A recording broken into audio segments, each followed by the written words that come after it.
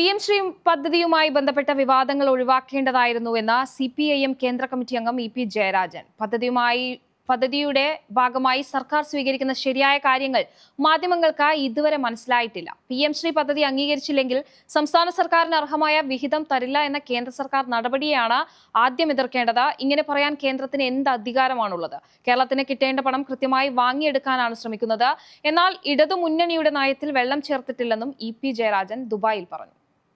ഏതായാലും ഒരു ചർച്ച വന്നു എന്നുള്ളത് യാഥാർത്ഥ്യമാണ്. അങ്ങനെ ഒരു ചർച്ച ഒഴിവാക്കേണ്ടതായിരുന്നു. യഥാർത്ഥത്തിൽ അങ്ങനെ ചർച്ച ചെയ്യപ്പെടേണ്ട വിഷയമായി വന്നിരുന്നില്ല. പിന്നീട് അത് വലിയൊരു വിഷയമായി മാറി എന്നുള്ളത് ശരിയാണ്.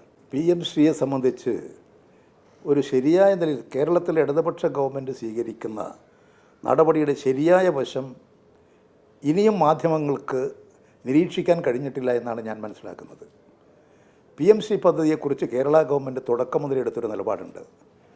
കേരളത്തിൻ്റെ വിദ്യാഭ്യാസ നയം നടപ്പിലാക്കും.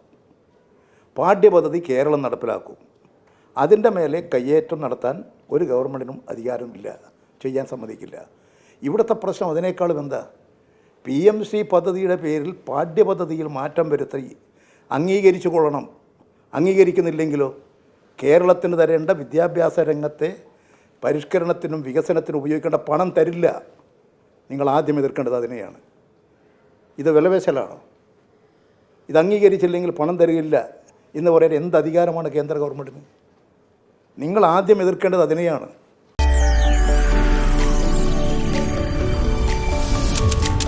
NTV UAE to the world.